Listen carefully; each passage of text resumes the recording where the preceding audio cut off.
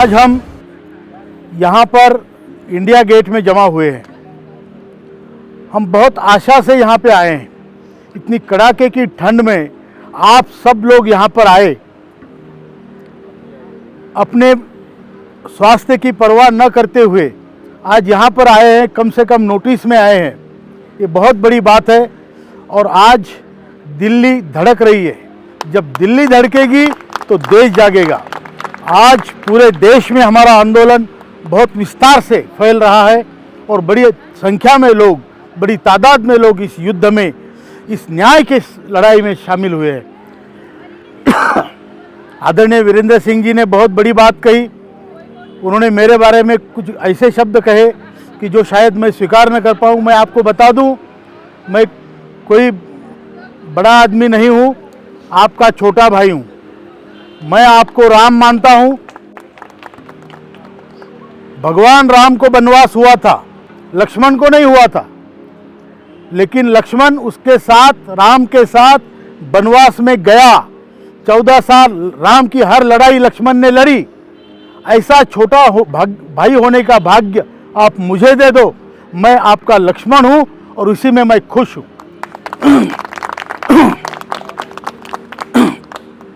एक पत्रकार बहना ने पूछा कि आप कुर्सी के लिए कर रहे हो क्या? तो मैंने उनको बोला, कुर्सी क्या होती है? मुझे लोगों के दिल में सिंहासन मिला है, उससे बड़ी कुर्सी क्या हो सकती है? ये कुर्सी के लिए नहीं है, ये उस हमारे बुजुर्गों के लिए है जो हमारे माँ बाप है, जिन्होंने, ये विश्वकर्मा है इस देश के, जिन्होंने देश को बनाया है और जिनको इस सरकार ने उल्लू बनाया है। जिन्होंने देश को बनाया, उस सरकार ने उनको आज ये स्थिति कर दी है कि ना घर के रहे ना घाट के।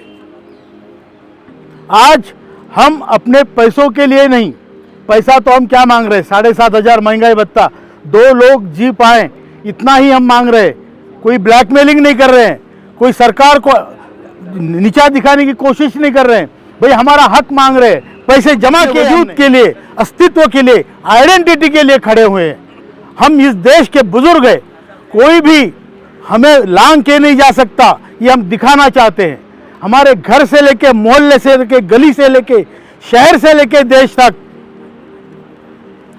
हम शहर से लेके देश तक हम डिसीजन मेकिंग में हिस्सा लेना चाहते हैं। ये देश हमारा है, हमने बनाया है। आप हमें इग्नोर करके देश नहीं चला सकते।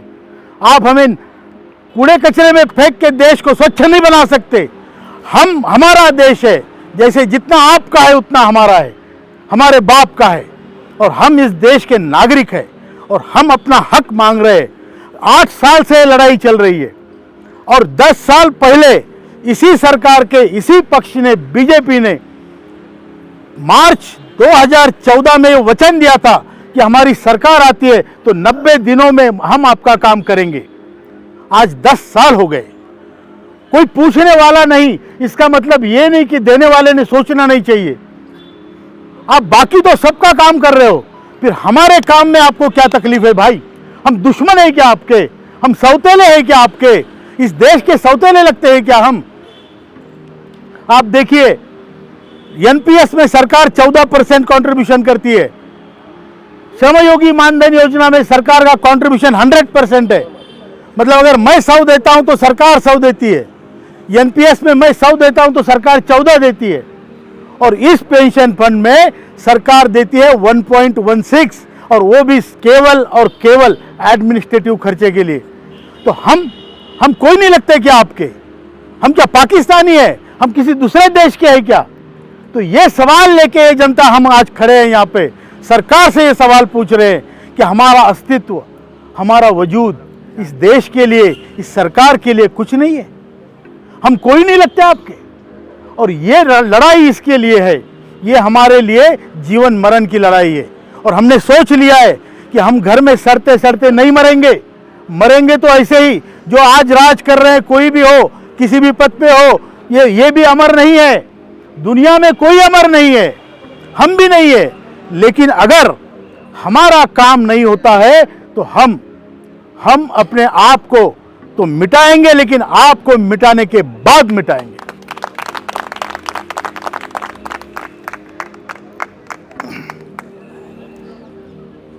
हम कोई बड़े आदमी नहीं, हम कोई राजनीतिक लोग नहीं है, हम किसी को धमकी नहीं दे रहे, हम अपना काम का महत्व बता रहे हैं।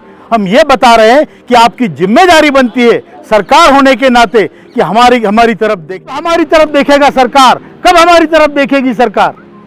ये सवाल लेके हम आज यहाँ पे है।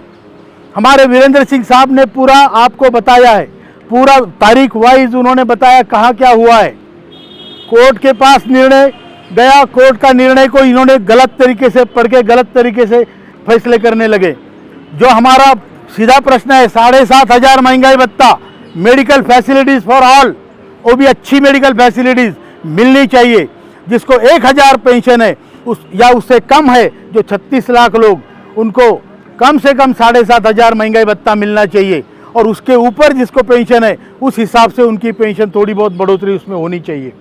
ये हमारी मांग है। और आज जो लोग सरकार को बरगला रहे हैं, बिल्कुल हम जानते हैं कौन बरगला रहे हैं और कौन बरगल रहे हैं, हम जानते हैं। वो लोग बता रहे हैं कि कोर्ट के निर्णय के हिसाब से पेंशन बांटेंगे तो सत्यानाश हो जाएगा। कुछ नहीं होगा। आप अगर 7,500 महंगाई भत्ता डिक्लेयर करेंगे एक साथ, कोर्ट का ऑप्शन और option A higher pension, option B minimum pension, पूरे लोग सिर्फ मिनिमम पेंशन 7,500 रुपया और महंगाई भत्ता लेंगे, क्योंकि उसमें डीए है। हायर पेंशन में डीए नहीं है। हायर पेंशन में पैसा भरना पड़ता है। हम बूढ़े लोग हैं, आज पैसा भरा के कल मरमुरा गए तो गए हमारे पैसे। हम जानते हैं ये जो हिसाब कर रहे हैं गणित का, ये गणित जानते हैं, ये सोशियोलॉजी का हिसाब नहीं कर रहे हैं, ये न्याय का हिसाब नहीं कर रहे हैं। केवल गणितों से देश चलता तो फिर गणितज्ञ इस देश को चला रहे होते। इसलिए हम बता रहे हैं कि आज की तारीख में ये आप लिख लीजिए, 7,500 महंगाई भत्ता अगर आप देंगे तो हायर पेंशन का आपका मामला कोर्ट से बिल्कुल खारिज हो जाएगा, अपने आप हो जाएगा। लोग जाएंगे नहीं उस तरफ। बहुत कम परसेंटेज के लोग जाएंगे जो दिखाना चाहते मैं बड़ा अधिकारी हूँ, मेरे पास 40 लाख रुपए भरने को है, वो भरे। बहुत कम लोग। तो इसीलिए ये मुद्दा बहुत ज़रूरी है कि 7,500 महंगाई भत्ता, इसमें आपने कंजूसी की तो आप कोर्ट में के चक्कर काटते काटते इनको भी मारोगे और आपकी साख भी खत्म करोगे। मैं कहता हूँ सरकार को 2 चीज़ें मैं बताना चाहता हूँ, आदरपूर्वक बताना चाहता हूँ कि आपकी जिम्मेदार पार्टी ने दिया हुआ वचन आपको निभाना है। ये मौका है आपको। इस मौका अगर आप चूक गए तो लोग समझ जाएंगे कि आप बोलते क्या है और करते क्या हो। यह आपको मौका है। ये इलेक्शन से पहले जो आपने मार्च 2014 में जो यूट्यूब पे अवेलेबल है देखने के लिए, प्रकाश जी जावड़ेकर आपके प्रवक्ता थे, उन्होंने बोला था। अगर उन्होंने ये बोला है तो आज तक 10 साल में आप कर नहीं पाए, आज अभी कर दो।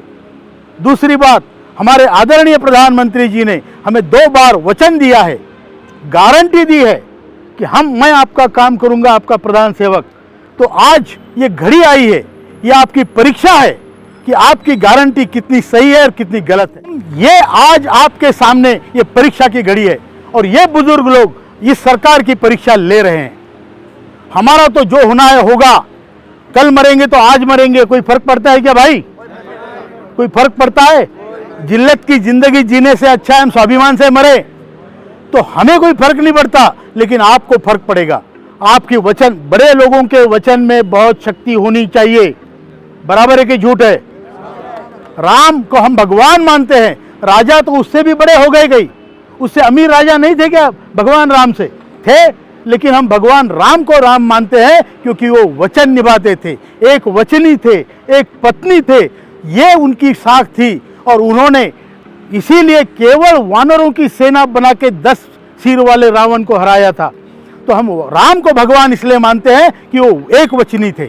आपने 2 बार वचन दिया है। अब हम चाहते हैं कि ये परीक्षा की घड़ी में आप उतरे, खरे उतरे। हम देश के लोग चाहते हैं कि हमारे प्रधानमंत्री जी और राम के जैसे इस बार हमारा वचन निभाएं और हमें राम के, श्री भगवान राम के श्री अयोध्या में प्राण प्रतिष्ठा से पहले, ये हमारे अरविंद जी का शब्द है, मैं यहाँ दोहराना चाहता हूँ, हम भगवान राम के प्राण प्रतिष्ठा से पहले श्री अयोध्या में हमारे प्राण और हमारी प्रतिष्ठा का जतन आदरणीय मोदी जी करें।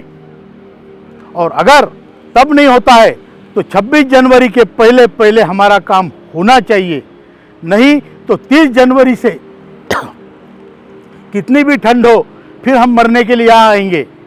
तब मैं कहता हूँ कि बाद में हमें आश्वासन पे काम नहीं चलेगा, या तो हम पेंशन लेके जाएंगे या उनको हमारी आरती उठानी पड़ेगी। आपको मंजूर है? मंजूर है? हम लड़ाई के लिए पूरी तरह से तैयार है। लड़ाई के लिए उम्र नहीं चाहिए, लड़ाई के लिए मसल्स नहीं चाहिए, लड़ाई के लिए जिगर चाहिए, और ये सब जिगरबाज लोग हैं हमारे जो इस लड़ाई में खरे उतरेंगे। अब हम देखना चाहते हैं कि ये लोग अपने वचन में खरे उतरते हैं या नहीं उतरते हैं।